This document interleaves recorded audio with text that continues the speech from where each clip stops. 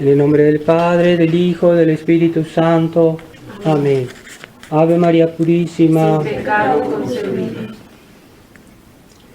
Vamos a tratar de considerar en este sermón los dolores de Nuestra Señora y la manera en que nosotros podemos consolarla según nuestras posibilidades, nuestras fuerzas, pero aunque sea poco, todo lo que más se aprecia en un gesto humano es la sinceridad y la entereza. No olvidemos particularmente que todos estos dolores de nuestro Señor Jesucristo son, y en consecuencia de María, porque sufrió nuestro Señor, también sufrió Nuestra Señora. Entonces todos estos dolores son causados por los pecados de la humanidad y los nuestros, personalmente. Así que delante de este hecho, de este drama, nosotros debemos tratar de reparar en la medida que podemos con nuestra consolación y nuestra reparación por algún acto meritorio, por algún sacrificio y por el ofrecimiento de nuestras penas, de nuestras dificultades cotidianas, de nuestra vida, sean ordinarias o incluso a veces Dios nos da penas extraordinarias. Entonces consideremos cuál es la vocación que tenemos en este momento delante de la consideración de la pasión de nuestro Señor y de Nuestra Señora. Consideremos primero los pecados de tibieza que han herido el corazón de Nuestra Señora y que nuestro Señor los quiso expiar por la manera y la prontitud en que Él quiso aceptar su cruz y sobrellevarla.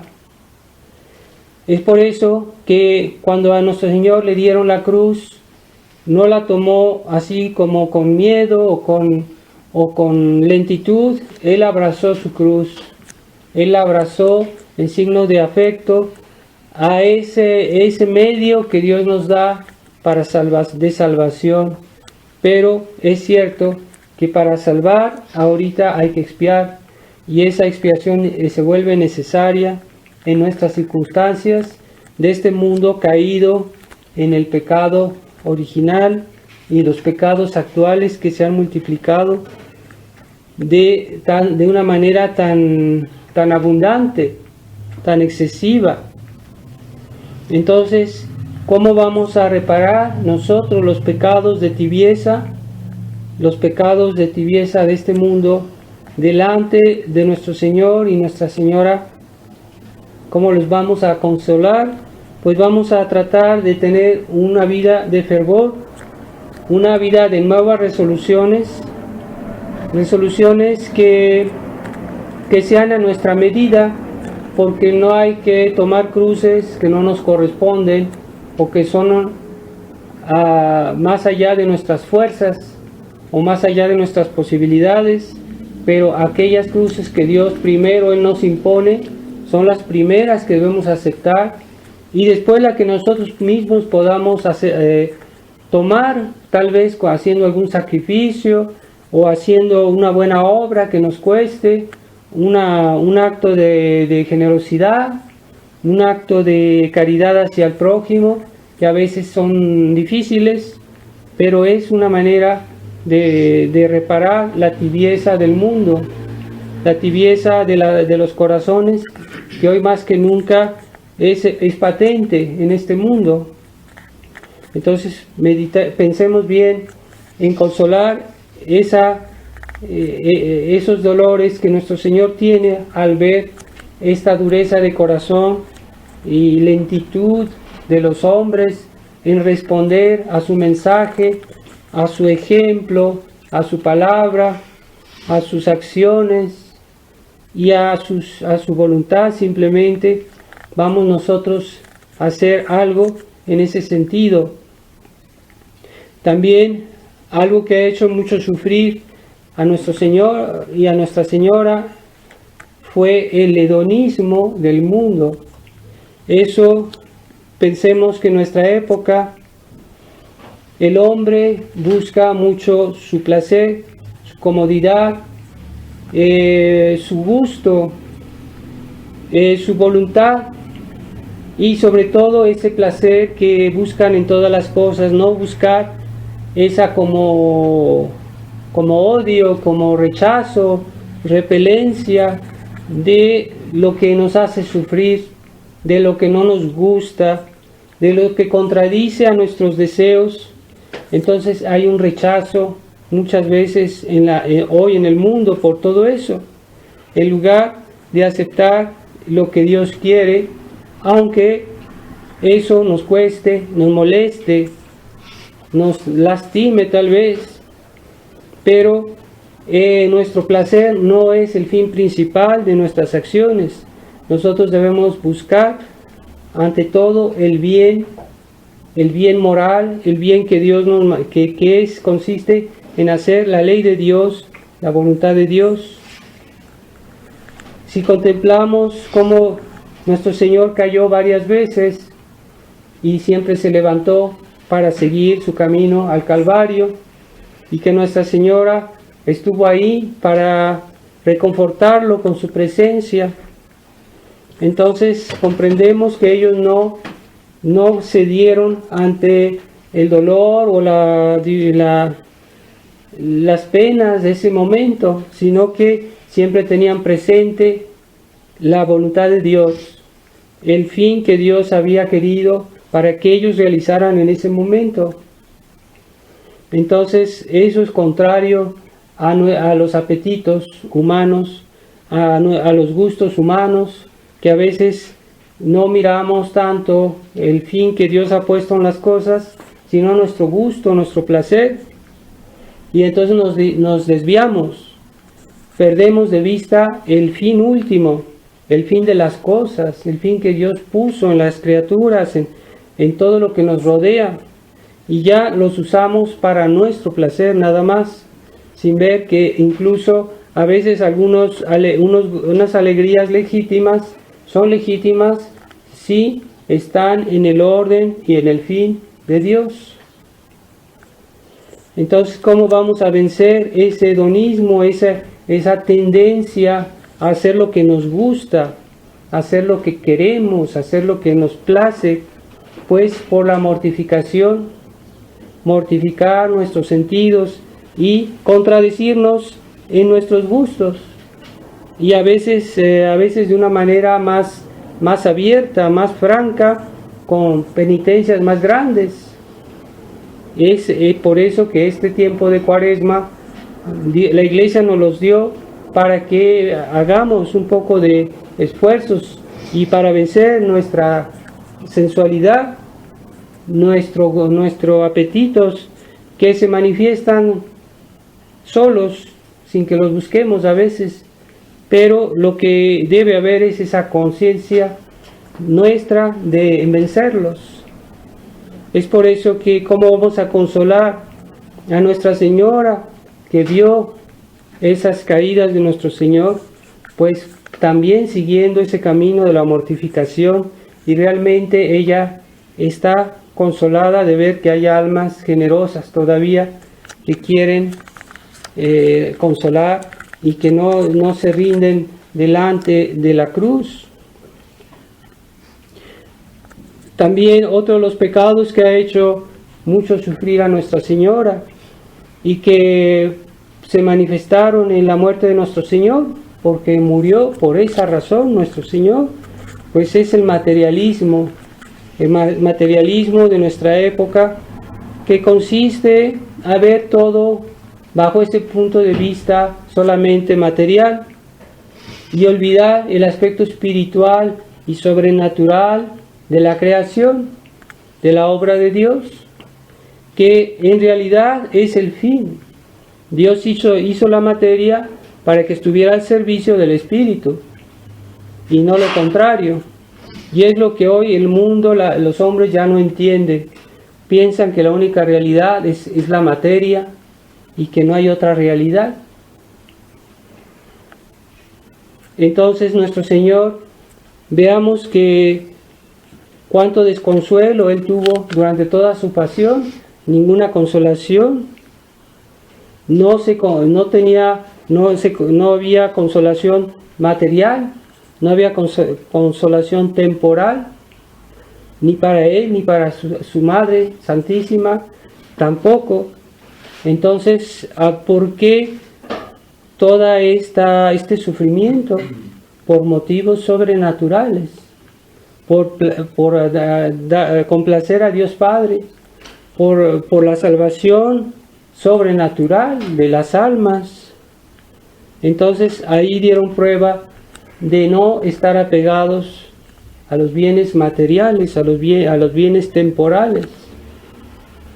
Entonces nosotros, ¿cómo vamos a consolarlos? En ese momento será por tratando de nosotros mismos ser sobrenaturales en nuestra vida y de obrar por motivos sobrenaturales.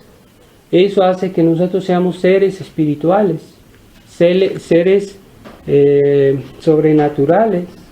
¿Por qué? Porque actuamos por motivos sobrenaturales, no solo por comodidad, o porque esto nos molesta, porque esto no nos gusta, o por una necesidad puramente física, temporal, económica. No, nosotros tratamos de obrar por motivos sobrenaturales, aunque tengamos que sacrificar los bienes temporales y materiales. Entonces esa es una manera de consolarlos a nuestro Señor y Nuestra Señora, que ellos vean que todavía hay hombres en la tierra que creen en el Espíritu, en la gracia, en la existencia de Dios. Y otro de los errores que ha hecho tanto sufrir a nuestro Señor y Nuestra Señora es el liberalismo. Ese error que ha hecho tanto daño desde que nació, y que los papas en ese momento dieron alerta como diciendo: nunca se había visto un error tan grave, tan peligroso, tan dañino como el liberalismo, que quiere hacer del hombre un Dios y que quiere que el hombre decida de todo por su razón, y que sea su razón que es el criterio de todas las cosas, de toda su vida. Ya no la ley de Dios, ya no la enseñanza de Dios, sino la razón humana. El hombre que quiere comprender todo, y que aquello que no lo comprende lo rechaza, lo condena, lo excluye. Y es verdad que hay cosas que no comprendemos. En la palabra de Dios hay muchas cosas que no podemos tal vez comprender o explicar, pero siendo la palabra de Dios, pues es superior a la razón, a nuestras reflexiones, a nuestros juicios, a lo que podamos comprender. Eso está por arriba, por encima de todo eso. Entonces ese orgullo humano que solo quiere aceptar lo que entiende, lo que ve, lo que puede palpar. Entonces Nuestra Señora vio a su hijo desfigurado porque lo habían golpeado de 1000 maneras, lo habían insultado de 1000 maneras, y eso le vino por tantos males que hubo en ese momento, por tanto orgullo, por tanta rebelión contra Dios. Pues se puede decir que el liberalismo ha desfigurado la sociedad, ha desfigurado la iglesia, ha desfigurado el alma de los cristianos, que se dicen cristianos. Y se necesitan almas que vengan a consolar a nuestro Señor, así como la Verónica que vino y puso su velo en el rostro de nuestro Señor para consolarlo de todo este sufrimiento que se veía en su cara, todas esos escupidazos que había en su rostro. Entonces no tengamos desconfianza de ver a nuestro Señor tan humillado y que, digamos, como les pasó a los apóstoles, que comenzaron a tambalear en su fe, comenzaron a dudar o a atemorizarse. Digamos, ese amor a la verdad que viene de Dios por su iglesia y que a pesar de que el mundo ahorita, el liberalismo esté tan expandido en el mundo, tan difundido, pues nosotros sí creemos y sí queremos consolar a nuestro Señor y a Nuestra Señora en este camino del Calvario. Otro de los pecados que ofende tanto a nuestro Señor y que lo hizo sufrir tanto a Él y a Nuestra Señora es la herejía que consiste en negar las verdades reveladas por Dios, en las verdades que la Iglesia nos propone, porque ella es el canal de la verdad de Dios. Entonces esos dogmas, esas enseñanzas de nuestro Señor son verdades de fe. Y la herejía es un pecado particularmente grave porque pone en duda la veracidad de Dios. Es como decirle a Dios mentiroso, es como negar, hacerse enemigos de la verdad divina. Entonces nuestro Señor, cuando estas santas mujeres vinieron y estaban llorando de verlo tan maltratado, tan sufriente, nuestro Señor les dice, si así pasa con la leña verde, ¿qué pasará con la leña seca? Es decir, aquellas almas que se han separado de la gracia y que por su infidelidad tal vez han abandonado también la fe. Entonces esas almas van a ser pasto del fuego el día del castigo. La herejía es un pecado particularmente grave y hace que un alma se seque, si se puede decir espiritualmente hablando. Esa alma se seca de toda vida espiritual. Así que nosotros pidámosle a Dios que nunca permita una desgracia tan grande en nuestras almas de perder la fe, y para prevenir esa incredulidad que nos rodea, debemos tener una vida de fe, practicar la fe en toda circunstancia, no solo decir sí, yo creo en general, yo tengo convicciones, pero no es suficiente. Hay que vivir esa fe en la vida cotidiana, en todo momento, vivir en presencia de Dios, hacer nuestras actividades siempre por razones de fe, y eso hace que nuestra vida es realmente sobrenatural. Así vivían los santos, así consolaron a nuestro Señor y Nuestra Señora por su vida, esas almas buenas que ha habido siempre en la historia, los santos, pero también las almas buenas, las almas santas, las almas cristianas, que vivieron una vida cristiana coherente. Y bien, eso es una manera que consolemos a Nuestra Señora. No basta que digamos que consideremos sus dolores nada más, sino que también tratemos de quitar eso que es la causa de sus dolores, y esa causa es el pecado, la infidelidad humana.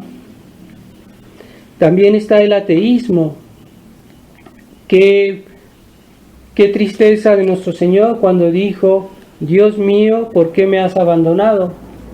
Es como que si sentía la ausencia de Dios por tanta iniquidad, como si Dios se hubiera alejado, como si Dios se hubiera escondido, como si Dios ya no lo ayudara. Entonces nuestro Señor sintió esa soledad en su alma, esa no desesperación, sino simplemente una gran soledad, una gran pena. Entonces es esa ausencia de Dios que puede provocar en nosotros el más grande de los dolores, y solo se hará consciente de una manera plena el día de nuestra muerte, cuando ya estemos separados de nuestros cuerpos. Ahí comprenderemos la necesidad que tenemos de Dios. pues en ese estado viven ya las personas que no creen, que son ateos, o que viven como si fueran ateos, porque hay un ateísmo práctico, que aquellos que dicen, sí, yo creo, pero en mi vida civil yo no tengo derecho a manifestar mi fe. Dios no tiene que ver con mi trabajo, con mis ocupaciones, con la vida civil, con la vida política, con la vida pública. Entonces es un ateísmo práctico que ofende mucho a Dios. Así que nosotros, para vencer el ateísmo, debemos practicar la adoración. Adoración como Nuestra Señora lo tuvo en su hijo que estaba tan destruido, tan lastimado, su hijo muerto, y que ella lo tuvo en sus brazos en ese momento después de que bajaron el cuerpo de Nuestro Señor de la cruz.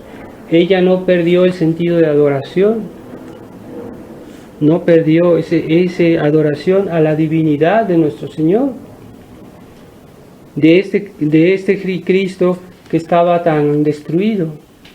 ¿Cómo es posible que Él sea Dios? Pues sí, era Dios.